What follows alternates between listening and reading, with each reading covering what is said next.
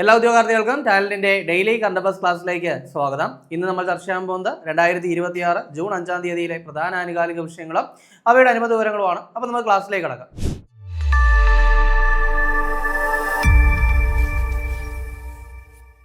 അപ്പോൾ നമ്മുടെ 10th level prelims exam വരാൻ പോവുകയാണ്. അതുപോലെ തന്നെ ഈ വർഷം company board LGS mains exam നടക്കാനിരിക്കുകയാണ്. നമുക്കറിയാമല്ലേ, ഇതിന്റെ രണ്ടിന്റെ സിലബസ് കോമൺ ആണ്. സോ അതുകൊണ്ട് തന്നെ ഈ എക്സാമുകൾക്ക് വേണ്ടി തയ്യാറെടുക്കുന്ന നിങ്ങൾക്ക് വേണ്ടിയിട്ട് ടാലന്റ് LGS PQ ബുക്ക് പുറത്തിറക്കിയിട്ടുണ്ട്. അപ്പോൾ കമ്പനി ബോർഡ് LGSന് വേണ്ടി തയ്യാറെടുക്കുന്നവർക്കും അതേപോലെ തന്നെ 10th ലെവൽ പ്രിലിംസ് എക്സാമിന് വേണ്ടി തയ്യാറെടുക്കുന്നവർക്കും ഈ ടെക്സ്റ്റ് വളരെയധികം യൂസ്ഫുൾ ആണ്. കാരണം നമുക്കറിയാം PSCയുടെ 60% ചോദ്യങ്ങളും പ്രീവിയസ് ഇയർ ക്വസ്റ്റിനെ ബേസ് ചെയ്തിട്ടായിരിക്കും. സോ അത്തരത്തിൽ റീസെന്റ് ആയിട്ട് നടന്ന 30 സെറ്റ് എക്സാംസ്, അതായത് LGS ലെവലിലുള്ള 30 സെറ്റ് എക്സാംസും അതിന്റെ എക്സ്പ്ലനേഷനുമാണ് ഞങ്ങൾ എന്ത് ചെയ്തിരിക്കുന്നത്, ഇതിൽ ആഡ് ചെയ്തിരിക്കുന്നത്. സോ നിങ്ങൾ കൃത്യമായിട്ട് എക്സാം എഴുതി പരിശീലിക്കാനും അതിന്റെ എക്സ്പ്ലനേഷൻ മനസ്സിലാക്കാനുമായിട്ട് ഈ പുസ്തകം നിങ്ങളെ സഹായിക്കും. ഈ പുസ്തകം നിങ്ങളുടെ വീടിനടുത്തുള്ള ബുക്ക് സ്റ്റോളുകൾ, ആമസോൺ, ഫ്ലിപ്കാർട്ട് എന്നീ പ്ലാറ്റ്ഫോമുകൾ, ടാലന്റിന്റെ വെബ്സൈറ്റ് ആയിട്ടുള്ള veranda.talentgala.com എന്നിവയിലൊക്കെ തന്നെ ലഭ്യമാണ്. അപ്പോൾ നമുക്ക് നോക്കാനുള്ള ആദ്യത്തെ പോയിന്റ് എന്ന് പറയുന്നത് നമ്മുടെ ജൂൺ 5 പ്രത്യേകതയാണ്. ജൂൺ 5 എല്ലാവർക്കും അറിയാം അല്ലേ, ലോക പരിസ്ഥിതി ദിനമാണ്. അതായത് നമ്മുടെ പരിസ്ഥിതിക്ക് വേണ്ടിയിട്ട് ആദ്യമായിട്ട് നടന്നൊരു അന്താരാഷ്ട്ര സമ്മേളനം എന്ന് പറയുന്നത് 1972 സ്റ്റോക്ക്ഹോം സമ്മേളനമാണ്. സോ അത് നടന്നതിന്റെ ഓർമ്മയ്ക്ക് വേണ്ടിയിട്ട് എല്ലാ വർഷവും ജൂൺ 5 എന്ത് ചെയ്യുന്നുണ്ട്, പരിസ്ഥിതി ദിനമായിട്ട് നമ്മൾ ആചരിക്കുന്നുണ്ട്. ദെൻ എന്തിനു വേണ്ടിയാണ് ആചരിക്കുന്നതിന് പ്രത്യേകിച്ച് പറയേണ്ട ആവശ്യമില്ലല്ലോ. നമ്മുടെ പരിസ്ഥിതിയെ സംരക്ഷിക്കേണ്ടതിന്റെ ആവശ്യകതയെക്കുറിച്ചൊരു ബോധവൽക്കരണം ജനങ്ങളിൽ ഉണ്ടാക്കുക എന്നുള്ളത് തന്നെയാണ് ഓരോ പരിസ്ഥിതി ദിനാചരണവും കൊണ്ട് ഉദ്ദേശിക്കുന്നത്. അപ്പോൾ കൃത്യമായിട്ട് മനസ്സിലാക്കുക, 1972 സ്റ്റോക്ക്ഹോമിലാണ് ആദ്യമായിട്ട് പരിസ്ഥിതിക്ക് വേണ്ടിയിട്ട് ഒരു സമ്മേളനം നടന്നത്. സോ ആ സമ്മേളനം സ്റ്റാർട്ട് ചെയ്ത ജൂൺ 5 എന്തായിട്ട് ആചരിക്കുന്നത്, ലോക പരിസ്ഥിതി ദിനമായിട്ട് ആചരിക്കുന്നത്. ഇനി വെറുതെ അങ്ങ് പരിസ്ഥിതി ദിനം എന്ന് പറഞ്ഞ് നമുക്ക് കളയാൻ പറ്റില്ല. കാരണം PSC പരീക്ഷയിലെ ഒരു ഇമ്പോർട്ടന്റ് റോള് പരിസ്ഥിതി ദിനത്തിനുണ്ട്. കാരണം എല്ലാ വർഷവും നടക്കുന്ന ഒട്ടുമിക്ക പരീക്ഷകളിലും എന്ത് ചെയ്യുന്നുണ്ട്, ഈ ഒരു പരിസ്ഥിതി ദിനവുമായിട്ട് ബന്ധപ്പെട്ട് ഒരു ക്വസ്റ്റ്യൻ ചോദിക്കാറുണ്ട്. മേ ബി അത് എന്താവാം, പ്രമേയം ആവാം, അല്ലെങ്കിൽ എന്താണ് ആ വർഷത്തെ പരിസ്ഥിതി ദിനാഘോഷങ്ങൾക്ക് വേദിയാകുന്ന രാജ്യം ഏതാണ്, അത്തരത്തിലുള്ള ചോദ്യങ്ങളും എന്ത് ചെയ്യാം, ചോദിക്കാം. സോ നമുക്ക് നോക്കാം 2026 ലോക പരിസ്ഥിതി ദിനത്തിന്റെ പ്രമേയം എന്താണ്. അപ്പൊ എന്താണ് 2026 ലോക പരിസ്ഥിതി ദിനത്തിന്റെ പ്രമേയം എന്താണ്? അത് inspired by nature for climate for our future. എന്താണ് inspired by nature for climate for our future എന്നുള്ളതാണ് 2026 ലോക പരിസ്ഥിതി ദിനത്തിന്റെ പ്രമേയം. സോ ഒന്ന് കൃത്യമായിട്ട് പഠിച്ചു വെച്ചേക്കാം. ഇനി നമുക്ക് നോക്കേണ്ടത് എന്താണ്, 2026 ലോക പരിസ്ഥിതി ദിനത്തിന് വേദിയാവുന്നത് ഏത് രാജ്യമാണ്? അത് അസർബൈജാൻ കേട്ടോ, അസർബൈജാൻ ആണ്. അപ്പൊ അത് കൃത്യമായിട്ടൊന്ന് പഠിക്കുക. അസർബൈജാൻ ആണ് 2026 ലോക പരിസ്ഥിതി ദിനാഘോഷങ്ങൾക്ക് വേദിയാകുന്ന രാജ്യം. ഇനി 2025 പോയാലോ, 2025 ആരായിരുന്നു, ദക്ഷിണ കൊറിയ അല്ലെ. 2025 ദക്ഷിണ കൊറിയ ആയിരുന്നു. ഇനി 2024 സൗദി അറേബ്യ. അതായത് ഒരുവിധം പരീക്ഷകളിലൊക്കെ ചോദിച്ചോണ്ടൊരു ചോദ്യമാണ് ഈ സൗദി അറേബ്യയുടെ കാര്യം. അപ്പോൾ 2024 വേദിയായത് സൗദി അറേബ്യ, ദെൻ 2025 ദക്ഷിണ കൊറിയ, ദെൻ 2026 അസർബൈജാൻ. സോ ഇത് ഇത്ര എന്ത് ചെയ്യുക, വളരെ കൃത്യമായിട്ട് ഓർത്തിരിക്കാൻ ശ്രമിക്കുക. അപ്പോൾ LP UP അസിസ്റ്റന്റ് എക്സാമിന് വേണ്ടി തയ്യാറെടുക്കുന്ന ഉദ്യോഗാർത്ഥികളായിരിക്കും നിങ്ങൾ. ഇപ്പോൾ നോട്ടിഫിക്കേഷൻ വന്നിട്ടില്ല, അപ്പോൾ എന്തായാലും നോട്ടിഫിക്കേഷന് വേണ്ടി തയ്യാറെടുക്കേണ്ട, അതിന് മുന്നേ തന്നെ തയ്യാറെടുപ്പുകൾ ആരംഭിക്കുക. സോ നിങ്ങളെ ഹെൽപ്പ് ചെയ്യാനായിട്ട് talent LP UP assistant book പുറത്തിറക്കിയിട്ടുണ്ട്. ഒറ്റ വോളിയമാണ്. മുൻവർഷ ചോദ്യങ്ങളും NCERT ഫാക്ടുകളും ഒക്കെ ആഡ് ചെയ്തിട്ടുണ്ട്. നിങ്ങളുടെ വീടിനടുത്തുള്ള ബുക്ക് സ്റ്റോളുകൾ, ആമസോൺ, ഫ്ലിപ്കാർട്ട് എന്നീ പ്ലാറ്റ്ഫോമുകൾ, ടാലന്റിന്റെ വെബ്സൈറ്റ് ആയിട്ടുള്ള veranda.talentgala.com ഇവയിലൊക്കെ തന്നെ ഈ ഒരു പുസ്തകം ലഭ്യമാണ്. ഇനി അടുത്ത് നമുക്ക് നോക്കാനുള്ളത് കുറച്ച് നിയമനങ്ങളുമായി ബന്ധപ്പെട്ട കാര്യമാണ്. അതിൽ ആദ്യത്തെ കാര്യം എന്ന് പറയുന്നത് നമ്മുടെ കർണാടക മന്ത്രിസഭയുമായിട്ട് ബന്ധപ്പെട്ട കാര്യം. നമുക്കറിയാം, നമ്മുടെ കഴിഞ്ഞ ക്ലാസ്സിൽ നമ്മൾ ചർച്ച ചെയ്തിട്ടുണ്ടായിരുന്നു. കർണാടകയുടെ പുതിയ മുഖ്യമന്ത്രിയായിട്ട് DK ശിവകുമാർ എന്ത് ചെയ്തു, അധികാരമേറ്റ കാര്യം നമ്മൾ പറഞ്ഞു. ദെൻ അതിനൊപ്പം തന്നെ ചില മന്ത്രിമാരും സത്യപ്രതിജ്ഞ ചെയ്തിട്ടുണ്ടായിരുന്നു. അപ്പോൾ 2026 ജൂണിൽ കർണാടക മന്ത്രിസഭയിൽ ഉൾപ്പെട്ട 2 മലയാളി മന്ത്രിമാരുണ്ട്. അപ്പോൾ റീസെന്റ് ആയിട്ട് എന്ത് ചെയ്തിട്ടുണ്ട്, DK ശിവകുമാറിന്റെ മന്ത്രിസഭ വരികയാണ്. അപ്പോൾ അതിന് 2 മലയാളികൾ ഉൾപ്പെട്ടിട്ടുണ്ട്. ആരൊക്കെയാണെന്ന് നമുക്ക് ജസ്റ്റ് ഒന്ന് നോട്ട് ചെയ്ത് വെച്ചേക്കാം. ഒന്ന് KJ ജോർജ് ആണ്. ആരാണ് KJ George? Then UT Khader. ആരൊക്കെയാണ്? KJ ജോർജും UT ഖാദർ. അപ്പോൾ കൃത്യമായിട്ട് 2 പേരുകളൊന്ന് പഠിച്ചു വെച്ചേക്കുക. ദെൻ കർണാടകയുടെ മുഖ്യമന്ത്രി DK ശിവകുമാർ ആണ്. ഇന്ത്യയിലെ ഏറ്റവും സമ്പന്നനായ മുഖ്യമന്ത്രി ആരെന്ന് ചോദിച്ചു കഴിഞ്ഞാലും നിലവിൽ അത് ആരാണ്? DK ശിവകുമാർ ആണ്. ഇനി അടുത്തത് മറ്റൊരു നിയമനമാണ്, അതായത് CBSEയുടെ. അപ്പോൾ CBSEയുടെ പൂർണ്ണരൂപം എന്ന് പറയുന്നത് നമുക്കറിയാം അല്ലെ, Central Board of Secondary Education. ഇതാണ് Central Board of Secondary Education എന്നുള്ളതാണ് CBSEയുടെ പൂർണ്ണരൂപം. സോ നമുക്കിവിടെ ചർച്ച ചെയ്യാനുള്ള നിയമനം ഇതാണ്. CBSEയുടെ പുതിയ ചെയർമാൻ ആരാണ്? അപ്പോൾ എന്താണ് CBSEയുടെ പുതിയ ചെയർമാൻ ആരാണ്? അത് പ്രശാന്ത് സീതാറാം ലോഖണ്ഡെ. ആരാണ്? പ്രശാന്ത് സീതാറാം ലോഖണ്ഡെ ആണ് എന്തെന്ന് പറയുന്നത്, പുതിയ CBSE ചെയർമാൻ എന്ന് പറയുന്നത്. അപ്പോൾ ഈ ഒരു നിയമനം കൂടി ഒന്ന് കൃത്യമായിട്ട് പഠിക്കാൻ ശ്രമിക്കുക. ഇനി ഏറ്റവും കൂടുതൽ വിവാദമായ ഒരു കാര്യവുമായിട്ട് ബന്ധപ്പെട്ട ഒരു നിയമനമാണ്. അതായത് നമുക്കറിയാം ആരവല്ലിയെ പറ്റി അല്ലെ, നമ്മുടെ ഇന്ത്യയിലെ എന്താണ് നമ്മുടെ ഇന്ത്യൻ ഭൂപ്രകൃതിയുടെ ഏറ്റവും പ്രധാനപ്പെട്ട ഒരു ഭാഗമാണ് എന്തെന്ന് പറയുന്നത് ആരവല്ലി മലനിരകൾ എന്ന് പറയുന്നത്. അപ്പോൾ സുപ്രീം കോടതി റീസെന്റ് ആയിട്ട് നടത്തിയ ഒരു പ്രധാനപ്പെട്ട വിധി ഉണ്ടായിരുന്നു. അപ്പൊ അത് പ്രകാരം എന്താണ് 100 മീറ്ററിലധികം ഉയരമില്ലാത്ത 100 മീറ്ററിലധികം ഉയരമുള്ള ഭാഗങ്ങളെ മാത്രമേ എന്തായിട്ട് പരിഗണിക്കുള്ളൂ, ആരവല്ലിയുടെ ഭാഗങ്ങളായിട്ട് പരിഗണിക്കൂ എന്നൊരു വിധിയൊക്കെ എന്ത് ചെയ്തിട്ടുണ്ടായിരുന്നു, സുപ്രീം കോടതി പറഞ്ഞിട്ടുണ്ടായിരുന്നു. പക്ഷെ നോക്കുമ്പോൾ ആരവല്ലിയുടെ ഭാഗമായിട്ട് നിൽക്കുന്ന പല കുന്നുകൾക്കും എന്തില്ല, 100 മീറ്റർ ഉയരം ഇല്ല. അപ്പൊ അതുകൊണ്ട് തന്നെ അവയൊക്കെ എന്ത് ചെയ്യും, ചിലപ്പോൾ ഖനനത്തിന് നൽകിയേക്കും എന്ന് പരിസ്ഥിതി പ്രവർത്തകരുടെ ഒരു ആശങ്കയെ തുടർന്ന് വീണ്ടും എന്ത് ചെയ്തിരിക്കുന്നു, അതിനെപ്പറ്റി പഠിക്കാനായിട്ട് ഒരു ഉന്നതാധികാര സമിതി രൂപീകരിച്ചിരിക്കുകയാണ്. അപ്പോൾ നമുക്ക് നോക്കാം. നമ്മുടെ പോയിന്റ് എന്ന് പറയുന്നത് ആരവല്ലി മലനിരകളുടെ കൃത്യമായ ഏകീകൃത നിർവചനം നൽകുന്നതിനായിട്ട്, അതായത് നേരത്തെ 100 മീറ്റർ എന്ന് പറഞ്ഞില്ലേ, അപ്പൊ അത് അങ്ങനെ തന്നെ മതിയോ എന്നൊക്കെ ഒന്ന് കൃത്യമായിട്ട് വിലയിരുത്തുന്നതിനായിട്ട് സുപ്രീം കോടതി രൂപം നൽകിയ 5 അംഗ ഉന്നതാധികാര സമിതിയുടെ ചെയർപേഴ്സൺ ആരാണ്? അപ്പൊ എന്താ പറഞ്ഞേ, ആരവല്ലി മലനിരകളുടെ കൃത്യമായ ഏകീകൃത നിർവചനം നൽകുന്നതിനായിട്ട് സുപ്രീം കോടതി രൂപം നൽകിയ 5 അംഗ ഉന്നതാധികാര സമിതിയുടെ ചെയർപേഴ്സൺ ആരാണ്? അത് കാഞ്ചൻ ദേവി. ആരാണ്? കാഞ്ചൻ ദേവിയാണ്. കൃത്യമായിട്ട് പഠിക്കുക.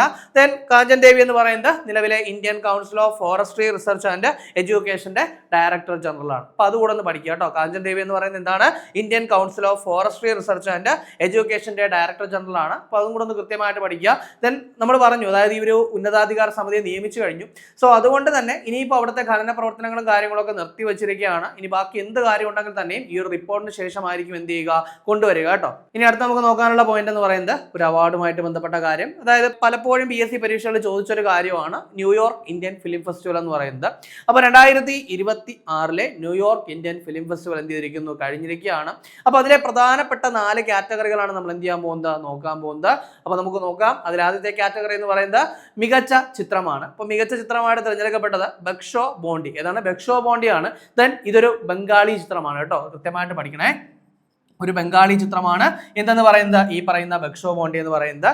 ദെൻ അതിന്റെ നമ്മൾ ബക്ഷോ ബോണ്ടി നോക്കും. ബക്ഷോ ബോണ്ടി എന്നുള്ളത് ബംഗാളി പേരാണ്. ദെൻ ഷാഡോ ബോക്സ് എന്നും എന്ത് ചെയ്യുന്നുണ്ടാകും, സിനിമയ്ക്ക് പേരുണ്ട്. അപ്പോൾ അതാണ് മികച്ച ചിത്രമായിട്ട് തിരഞ്ഞെടുക്കപ്പെട്ടത്. ദെൻ മികച്ച സംവിധായിക എന്ന് പറയുന്നത് ലക്ഷ്മി പ്രിയ ദേവിയാണ്. ആരാണ്? ലക്ഷ്മി പ്രിയ ദേവിയാണ് മികച്ച സംവിധായിക. ചിത്രം ബൂങ്. അതേപോലെ തന്നെ മികച്ച നടൻ എന്ന് പറയുന്നത് നിഖിൽ യാദവ് ആണ്. ചിത്രം വിമുക്ത. അപ്പോൾ 3 കാര്യം പറഞ്ഞു. മികച്ച ചിത്രം പറഞ്ഞു, മികച്ച സംവിധായിക പറഞ്ഞു, മികച്ച നടൻ പറഞ്ഞു. പക്ഷെ നമുക്ക് ഏറ്റവും ആവശ്യമുള്ള കാര്യം എന്ന് പറയുന്നത് ഏറ്റവും ലാസ്റ്റ് പറയാൻ പോകുന്ന കാറ്റഗറി, അതായത് മികച്ച നടി എന്ന് പറയുന്ന കാറ്റഗറി. കാരണം ഈ കാറ്റഗറിയിൽ പുരസ്കാരം കിട്ടിയത് ഒരു മലയാളിക്കാണ്. അതായത് മീനാക്ഷി ജയൻ. ആർക്കാണ്? മീനാക്ഷി ജയനാണ് പുരസ്കാരം കിട്ടിയത്. വിക്ടോറിയ എന്ന് പറയുന്ന ചിത്രത്തിലെ പ്രകടനത്തിനാണ് പുരസ്കാരം. ഇനി ആ ചിത്രം സംവിധാനം ചെയ്തത് ശിവരഞ്ജിനിയാണ്. അപ്പോൾ 2026 ന്യൂയോർക്ക് ഇന്ത്യൻ ഫിലിം ഫെസ്റ്റിവലിൽ മികച്ച നടിക്കുള്ള പുരസ്കാരം നേടിയ മലയാളി ആര് എന്ന് ചോദിച്ചു കഴിഞ്ഞാൽ മീനാക്ഷി ജയനാണ്. ചിത്രം വിക്ടോറിയ ആണ്. അതിന്റെ സംവിധാനം എന്ന് പറയുന്നത് ശിവരഞ്ജിനിയാണ്. അപ്പൊ അത് കൃത്യമായിട്ട് പഠിക്കുക. കാരണം ഇതിനു മുൻപും ന്യൂയോർക്ക് ഇന്ത്യൻ ഫിലിം ഫെസ്റ്റിവലുമായിട്ട് ബന്ധപ്പെട്ട മലയാളികൾക്ക് പുരസ്കാരം കിട്ടിയ സമയത്ത് PSC അത് ചോദിച്ചിട്ടുണ്ട്. അപ്പൊ അതുകൊണ്ടാണ് പറഞ്ഞത് കേട്ടോ. ഇനി അടുത്ത് നമുക്ക് നോക്കാനുള്ള പോയിന്റ്, കേരളത്തിൽ പ്രവർത്തിക്കുന്ന ഫ്രണ്ട്സ് ഓഫ് മറൈൻ ലൈഫ് കടൽ സെൻസസ് നടത്തി രജിസ്റ്റർ തയ്യാറാക്കിയിരിക്കുകയാണ്. അപ്പോൾ നമ്മുടെ കേരളത്തിൽ പ്രവർത്തിക്കുന്ന ഒരു ചെറിയ ഓർഗനൈസേഷൻ ആണ് എന്തെന്ന് പറയുന്നത്, ഫ്രണ്ട്സ് ഓഫ് മറൈൻ ലൈഫ് എന്ന് പറയുന്ന ഓർഗനൈസേഷൻ കേട്ടോ. Friends of marine life. അപ്പോൾ അവർ എന്ത് ചെയ്തിരിക്കുകയാണ്, ഒരു കടൽ സെൻസസ് നടത്തി രജിസ്റ്റർ ഒക്കെ തയ്യാറാക്കിയിരിക്കുകയാണ്. ദെൻ ചില മാധ്യമങ്ങളുടെ പ്രകാരം ഇതാണ് ഇന്ത്യയിൽ ആദ്യമായിട്ടാണ് ഇത്തരത്തിലൊരു സെൻസസ് നടക്കുന്നതെന്നൊക്കെ പറഞ്ഞിട്ടുണ്ട്. പക്ഷെ എന്തായാലും ഇതിന്റെ ഒരു ഫൈനൽ ഔട്ട് അല്ലെങ്കിൽ ഒരു എന്താണ്, ആ രജിസ്റ്റർ ഇതുവരെ പുറത്തിറങ്ങിയിട്ടില്ല. അപ്പോൾ ഈ ഒരു രജിസ്റ്റർ പുറത്തിറങ്ങുന്നത് എന്നാണെന്ന് ചോദിച്ചു കഴിഞ്ഞാൽ ജൂൺ 8 തീയതിയാണ്. അപ്പോൾ ജൂൺ 8 പ്രത്യേകത എന്ന് പറയുന്നത് ലോക സമുദ്ര ദിനമാണ്. സോ ലോക സമുദ്ര ദിനത്തോടനുബന്ധിച്ചായിരിക്കും എന്ത് ചെയ്യുക, ഇവർ ഈ റിപ്പോർട്ട് പുറത്തിറക്കുക. അപ്പൊ എന്തായാലും ആ റിപ്പോർട്ട് പുറത്തിറക്കട്ടെ, നമുക്ക് അതിനുശേഷം എന്ത് ചെയ്യാം, കുറച്ചുകൂടെ ഡീറ്റെയിൽ ആയിട്ട് തന്നെ അതിനെപ്പറ്റി ചർച്ച ചെയ്യാം. ഇനി അടുത്തത് ഇന്ത്യയിലെ ആദ്യത്തെ മോഡൽ ബോർഡർ വില്ലേജ് ഏതാണ്? അപ്പോൾ ഇതാണ് ഇന്ത്യയിലെ ആദ്യത്തെ മോഡൽ ബോർഡർ വില്ലേജ് ഏതാണ്? അത് ചുമൂറാണ്. ഏതാണ്? ചുമൂറാണ്. നോർത്ത് വെച്ചേക്കുക. ഈ ചുമൂർ എന്ന് പറയുന്നത് ലഡാക്കിലാണ്. അപ്പോൾ ലഡാക്കിലെ ചുമൂറാണ് എന്തെന്ന് പറയുന്നത് ഇന്ത്യയിലെ ആദ്യത്തെ മോഡൽ ബോർഡർ വില്ലേജ് എന്ന് പറയുന്നത്. അതായത് ഇന്ത്യ ചൈന ബോർഡറിലാണ് ഈ പറയുന്നത് ചുമൂർ എന്ന് പറയുന്ന വില്ലേജ് സ്ഥിതി ചെയ്യുന്നത്. അപ്പോൾ അതുകൂടെ നോർത്ത് വെച്ചേക്കുക. അടുത്ത നമുക്ക് നോക്കാനുള്ള പോയിന്റ് എന്ന് പറയുന്നത് കൃഷി, പോഷകാഹാരം, പൊതുജനാരോഗ്യം എന്നിവയെ ശാസ്ത്രീയമായിട്ട് സംയോജിപ്പിക്കുക എന്ന ലക്ഷ്യത്തോടെ 2026 കേന്ദ്ര സർക്കാർ ആരംഭിച്ച പദ്ധതി ഏതാണ്? അപ്പോൾ ഒരു കേന്ദ്ര സർക്കാർ പദ്ധതിയാണ് പറയാൻ പോകുന്നത്. അപ്പോൾ അതിന്റെ ലക്ഷ്യവും നമ്മൾ തുടക്കത്തിലേ പറഞ്ഞു. എന്താണ്? കൃഷി, പോഷകാഹാരം, പൊതുജനാരോഗ്യം ഇവയൊക്കെ എന്ത് ചെയ്യുക? ശാസ്ത്രീയമായിട്ട് സംയോജിപ്പിക്കുക. ഈ ലക്ഷ്യത്തോടു കൂടി കേന്ദ്ര സർക്കാർ ആരംഭിച്ച ഒരു പദ്ധതിയാണ് സെഹത് മിഷൻ. എന്താണ് സെഹത് മിഷൻ എന്ന് പറയുന്നത്? എന്താണ് സെഹത്തിന്റെ പൂർണ്ണരൂപം എന്ന് ചോദിച്ചു കഴിഞ്ഞാൽ Science Excellence for Health through Agricultural Transformation. എന്താണ്? Science Excellence for Health through Agricultural Transformation എന്നുള്ളതാണ് സെഹത്തിന്റെ പൂർണ്ണരൂപം. ജസ്റ്റ് പറഞ്ഞു എന്നേ ഉള്ളൂ. അപ്പോൾ സെഹത് മിഷൻ എന്ത് ചെയ്തിരിക്കുന്നു? കേന്ദ്ര സർക്കാർ ആരംഭിച്ചിരിക്കുകയാണ്. ഇതിന്റെ ഇനാഗുറേഷൻ നിർവഹിച്ചത് ആരൊക്കെയാണെന്ന് ചോദിച്ചു കഴിഞ്ഞാൽ JP നദ്ദയും അതുപോലെ തന്നെ ശിവരാജ് സിംഗ് ചൗഹാനുമാണ്. രണ്ടുപേരും കേന്ദ്ര മന്ത്രിമാരാണെന്ന് നമുക്കറിയാം അല്ലെ. അപ്പോൾ അങ്ങനെയാണെങ്കിൽ ശിവരാജ് സിംഗ് ചൗഹാൻ കൈകാര്യം ചെയ്യുന്ന വകുപ്പ് ഏതാണ്? നമ്മുടെ കാർഷികം അല്ലെ. നമ്മുടെ കേന്ദ്ര കാർഷിക മന്ത്രി ആരെന്ന് ചോദിച്ചു കഴിഞ്ഞാൽ ശിവരാജ് സിംഗ് ചൗഹാൻ ആണ്. JP നദ്ദ നമുക്കറിയാം അല്ലെ, ആരോഗ്യ വകുപ്പ് കൈകാര്യം ചെയ്യുന്ന അദ്ദേഹമാണ്. രാസവളവും അദ്ദേഹം തന്നെ കൈകാര്യം ചെയ്യുന്ന വകുപ്പാണ്. അപ്പോൾ അത് കൃത്യമായിട്ടൊന്ന് പഠിച്ചു വെക്കാൻ വേണ്ടിയിട്ട് ശ്രമിക്കുക.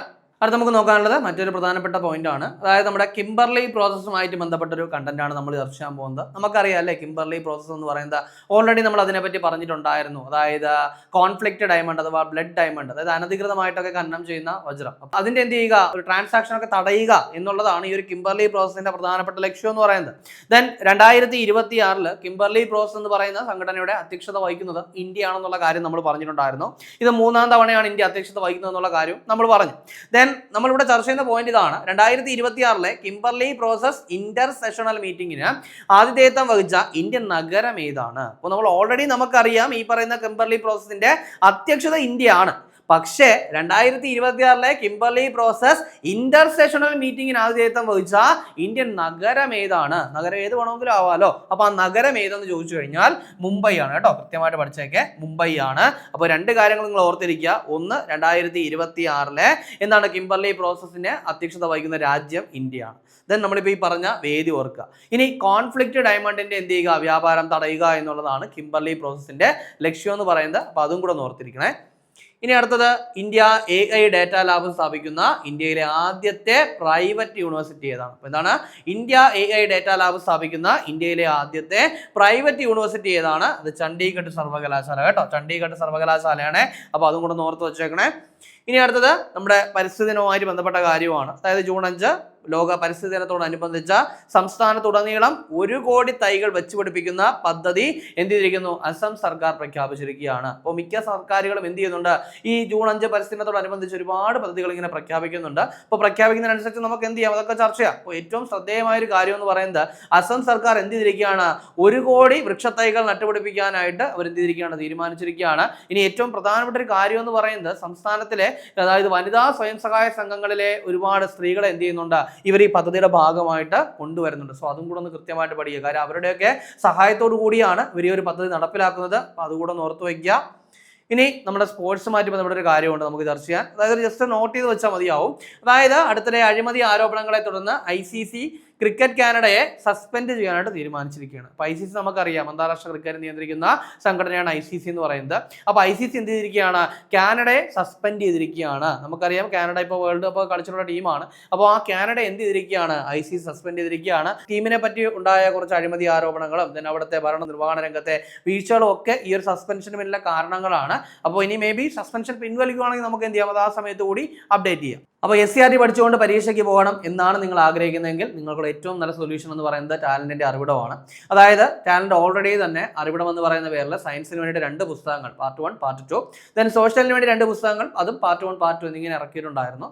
അപ്പോൾ അത് പഠിച്ചു കഴിഞ്ഞ ഒരു ഉദ്യോഗാർത്ഥിയാണ് നിങ്ങളെങ്കിൽ, അല്ലെങ്കിൽ SCRT പ്രാക്ടീസ് ചെയ്യുന്ന ഒരാളാണെങ്കിൽ നിങ്ങൾക്ക് ഇപ്പോൾ ടാലന്റ് പുറത്തിറക്കിയ ഈ ഒരു അറിവിടത്തിന്റെ പ്രാക്ടീസ് ബുക്ക് പർച്ചേസ് ചെയ്യാവുന്നതാണ്. ഏകദേശം 4300-ലധികം ചോദ്യങ്ങൾ ഇതിലുണ്ട്. അതിൽ തന്നെ 2300-ലധികം ചോദ്യങ്ങൾ സോഷ്യൽ സയൻസിന്റെ ഭാഗത്തു നിന്നാണ്. 1800-ഓളം ചോദ്യങ്ങൾ സയൻസിന്റെ ഭാഗത്തു നിന്നാണ്. ഇതിന് പുറമേ തന്നെ ഞങ്ങൾ എന്ത് ചെയ്തിട്ടുണ്ട്? റീസെന്റ് ആയിട്ട് PSCയിൽ ചോദിച്ച SCRT ബേസ് ചെയ്തിട്ടുള്ള PQs കൂടി ആഡ് ചെയ്തിട്ടുണ്ട്. സോ നിങ്ങൾക്കുള്ള നല്ലൊരു കംപ്ലീറ്റ് പാക്കേജ് തന്നെ ആയിരിക്കും ഈ പുസ്തകം. സോ പർച്ചേസ് ചെയ്യാനായിട്ട് നിങ്ങളുടെ വീടിനടുത്തുള്ള ബുക്ക് സ്റ്റോളുകളിലോ അല്ലെങ്കിൽ ടാലന്റിന്റെ വെബ്സൈറ്റിലുള്ള veranda.talengala.com അല്ലെങ്കിൽ ആമസോൺ, ഫ്ലിപ്കാർട്ട് എന്നീ പ്ലാറ്റ്ഫോമുകളോ സന്ദർശിച്ചാൽ മതിയാവും. അല്ലെങ്കിൽ ഡിസ്ക്രിപ്ഷൻ ലിങ്ക് ഉണ്ട്, അതുവഴി നിങ്ങൾക്ക് പർച്ചേസ് ചെയ്യാം കേട്ടോ. അപ്പോൾ നമുക്ക് ചർച്ച ചെയ്ത പോലുള്ള ഒന്നുകൂടി നോക്കാം. ആദ്യം നമ്മൾ പറഞ്ഞ എന്തായിരുന്നു? ലോക പരിസ്ഥിതി ദിനം ജൂൺ 5. ദെൻ ഈ വർഷത്തെ പരിസ്ഥിതി ദിനാഘോഷങ്ങൾക്ക് വേദിയാവുന്നത് അസർബൈജാനാണ്. ദെൻ അതിനുശേഷം പറഞ്ഞു 2026 ജൂണിൽ കർണാടക മന്ത്രിസഭയിൽ ഉൾപ്പെട്ട മലയാളി മന്ത്രിമാർ ആരൊക്കെയാണ്? ഒന്ന് KJ ജോർജ് ആണ്. ദെൻ UT ഖാദർ, കൃത്യമായിട്ട് പഠിക്കുക. ദെൻ അതിനുശേഷം പറഞ്ഞത് CBSEയുടെ പുതിയ ചെയർമാനെ പറഞ്ഞു, പ്രശാന്ത് സീതാറാം ലോഖണ്ഡെയാണ്. ദെൻ അതിനുശേഷം പറഞ്ഞത് കാഞ്ചൻ ദേവിയെ പറ്റിയാണ്. അതായത് ആരവല്ലി മലനിരകളുടെ കൃത്യമായ ഏകീകൃത നിർവചനം നൽകുന്നതിനായിട്ട് സുപ്രീം കോടതി എന്ത് ചെയ്തിരിക്കുന്നു? ഒരു ഉന്നതാധികാര സമിതിയെ നിയമിച്ചിരിക്കുകയാണ്. കാരണം ഏറ്റവും ഒരുപാട് വിഷയമായ കാര്യമാണത്. അപ്പോൾ എന്താണ്, അങ്ങനെ ഒരു ഉന്നതാധികാര സമിതി രൂപം നൽകി. ആ ഉന്നതാധികാര സമിതിയുടെ അധ്യക്ഷ എന്ന് പറയുന്നത് കാഞ്ചൻ ദേവിയാണ് കേട്ടോ. അതുകൂടെ ഓർക്കുക. ഇനി അതിനുശേഷം നമ്മുടെ ന്യൂയോർക്ക് ഇന്ത്യൻ ഫിലിം ഫെസ്റ്റിവൽ പറഞ്ഞു 4 അവാർഡാണ് പറഞ്ഞത്. ഒന്ന് മികച്ച ചിത്രം ഷാഡോ ബോക്സ് അല്ലെങ്കിൽ ബക്ഷോ ബോണ്ടി. ദെൻ മികച്ച സംവിധായിക ലക്ഷ്മിപ്രിയ ദേവി. ദെൻ മികച്ച നടൻ നിഖിൽ യാദവ്. മികച്ച നടി മീനാക്ഷി ജയൻ. ഇത് ഇമ്പോർട്ടൻ്റ് ആണ്, കാരണം മലയാളിയാണ്, അതുകൊണ്ടാണ് നിങ്ങളുടെ ഓർത്തിരിക്കാൻ പറഞ്ഞത്. ദെൻ അതിനുശേഷം പറഞ്ഞ പോയിന്റ്, കേരളത്തിൽ പ്രവർത്തിക്കുന്ന ഒരു സംഘടന, അതായത് ഫ്രണ്ട്സ് ഓഫ് മറൈൻ ലൈഫ് എന്ന് പറയുന്ന സംഘടന കടൽ സെൻസസ് പൂർത്തിയാക്കിയിട്ട് അവർ രജിസ്റ്റർ തയ്യാറാക്കിയിരിക്കുകയാണ്. അപ്പോൾ അത് പുറത്തു വിടുമ്പോൾ നമുക്ക് എന്ത് ചെയ്യാം? ഡീറ്റെയിൽ ആയിട്ട് ചർച്ച ചെയ്യാം കേട്ടോ. ദെൻ അതിനുശേഷം ഇന്ത്യയിൽ ആദ്യത്തെ മോഡൽ ബോർഡർ വില്ലേജ് ചുമൂർ ആണെന്ന് പറഞ്ഞു. ദെൻ അതിനുശേഷം സെഹത് മിഷനെ പറ്റി പറഞ്ഞു. കേന്ദ്ര സർക്കാർ കൊണ്ടുവന്ന പദ്ധതിയാണ്. അതായത് കൃഷി, പോഷകാഹാരം, പൊതുജനാരോഗ്യം എന്നിവയെ ശാസ്ത്രീയമായിട്ട് സംയോജിപ്പിക്കുക എന്ന ലക്ഷ്യത്തോടെ 2026 കൊണ്ടുവന്ന പദ്ധതിയാണ് സെഹത്ത് എന്ന് പറയുന്നത്. ദെൻ കിംബർലി പ്രോസസ്സിനെ പറ്റി പറഞ്ഞു. അപ്പോൾ 2026 കിംബർലി പ്രോസസ്സിന് അധ്യക്ഷത വഹിക്കുന്ന രാജ്യം ഇന്ത്യ ആണെന്ന് പറഞ്ഞു. ഇവിടെ പറഞ്ഞ എന്താണ്? കിംബർലി പ്രോസസ് ഇന്റർ സെഷണൽ മീറ്റിംഗിന് ആതിഥേയത്വം വഹിച്ച ഇന്ത്യൻ നഗരം ഏതാണ്? മുംബൈ ആണ്. ദെൻ അതിനുശേഷം ഇന്ത്യ AI ഡാറ്റ ലാബ് സ്ഥാപിക്കുന്ന ഇന്ത്യയിലെ ആദ്യത്തെ പ്രൈവറ്റ് യൂണിവേഴ്സിറ്റി ചണ്ഡീഗഡ് സർവകലാശാല. ദെൻ അതിനുശേഷം നമ്മുടെ പരിസ്ഥിതി ദിനത്തോടനുബന്ധിച്ച് 1 കോടി വൃക്ഷത്തൈകൾ നടാനായിട്ട് ഏത് സംസ്ഥാനം? അസം തീരുമാനിച്ചിരിക്കുകയാണ്. ദെൻ അതിനുശേഷം കാനഡ എന്ത് ചെയ്തിരിക്കുന്നു? ICC സസ്പെൻഡ് ചെയ്തിരിക്കുകയാണ്. അഴിമതി ആരോപണങ്ങളെ തുടർന്നാണ്. ഇൻ കേസ് തിരിച്ചെടുക്കുകയാണെങ്കിൽ നമ്മൾ എന്ത് ചെയ്യും? അത് വീണ്ടും ചർച്ച ചെയ്യും. ഇനി കഴിഞ്ഞ ക്ലാസ്സുമായി ബന്ധപ്പെട്ട 2 ചോദ്യങ്ങൾ നൽകുകയാണ്. അതിൻ്റെ ഉത്തരം കൂടി കമന്റ് ചെയ്യുക. ആദ്യത്തെ ചോദ്യം, അടുത്തിടെ one stop multi purpose unified card പുറത്തിറക്കാൻ തീരുമാനിച്ച സംസ്ഥാനം ഏതാണ്? തെലങ്കാനയാണോ, കർണാടകയാണോ, ആന്ധ്രാപ്രദേശാണോ, ഹരിയാനയാണോ? ശരി ഉത്തരം കമന്റ് ചെയ്യുക. രണ്ടാമത്തെ ചോദ്യം, 2025-26 വർഷത്തെ സമുദ്രോൽപ്പന്ന കയറ്റുമതി കണക്കുകൾ പ്രകാരം ഇന്ത്യൻ സമുദ്രോൽപ്പന്നങ്ങളുടെ പ്രധാന ഇറക്കുമതിക്കാർ ആരെന്നാണ് ചോദ്യം. China, America, European union, Japan? അപ്പോൾ ഇതിന്റെ ശരി ഉത്തരം കൂടി കമന്റ് ചെയ്യുക. ഇനി കഴിഞ്ഞ ക്ലാസ് നൽകിയിരുന്ന 2 ചോദ്യങ്ങളുടെ ഉത്തരം കൂടി നോക്കാം. ആദ്യത്തെ ചോദ്യം, അടുത്തിടെ ആൻഡമാൻ നിക്കോബാർ കമാൻഡിന്റെ കമാൻഡർ ഇൻ ചീഫായിട്ട് ചുമതലയേറ്റത് ആരെന്നാണ്? നമുക്കറിയാം അല്ലെ, വിനീത് മക്കാർത്തി ആണ്. കൃത്യമായിട്ട് ഓർത്തിരിക്കുക. ഇനി രണ്ടാമത്തെ ചോദ്യം, Ulloor memorial library and research institute ഏർപ്പെടുത്തുന്ന 2025 ഉള്ളൂർ അവാർഡിന് അർഹനായത് ആര് എന്നുള്ളതാണ്. അപ്പോൾ അതിന്റെ റൈറ്റ് ആൻസർ എന്ന് പറയുന്നത് PP ശ്രീധരനുണ്ണിയാണ്. സോ ഈ ഒരു ചോദ്യം കൂടെ ഒന്ന് ഓർത്തിരിക്കുക. അപ്പോൾ നമ്മളിന്ന് ചർച്ച ചെയ്ത ചോദ്യങ്ങളും ഉത്തരങ്ങളും ചർച്ച ചെയ്ത പോയിന്റുകളും മനസ്സിലായെന്ന് വിചാരിക്കുന്നു. വളരെ കാര്യമായിട്ട് നല്ലതുപോലെ തന്നെ ഡെയിലി കറണ്ട് അഫയേഴ്സ് അപ്ഡേറ്റ് ചെയ്ത് പോവുക, നല്ലപോലെ വർക്ക് ചെയ്യുക, എത്രയും പെട്ടെന്ന് ഒരു ജോലി നേടിയെടുക്കുക. 2026 ജൂൺ 5 പ്രധാന ആനുകാലിക വിഷയങ്ങളും അവയുടെ അനുബന്ധ വിവരങ്ങളുമാണ് നമ്മൾ ചർച്ച ചെയ്ത് കഴിഞ്ഞത്. അപ്പോൾ ഈ ചർച്ച ചെയ്ത പോയിന്റുകളൊക്കെ മനസ്സിലായെന്ന് വിചാരിക്കുന്നു. മറ്റൊരു ക്ലാസ്സുമായി നമുക്ക് അടുത്ത ദിവസം കാണാം.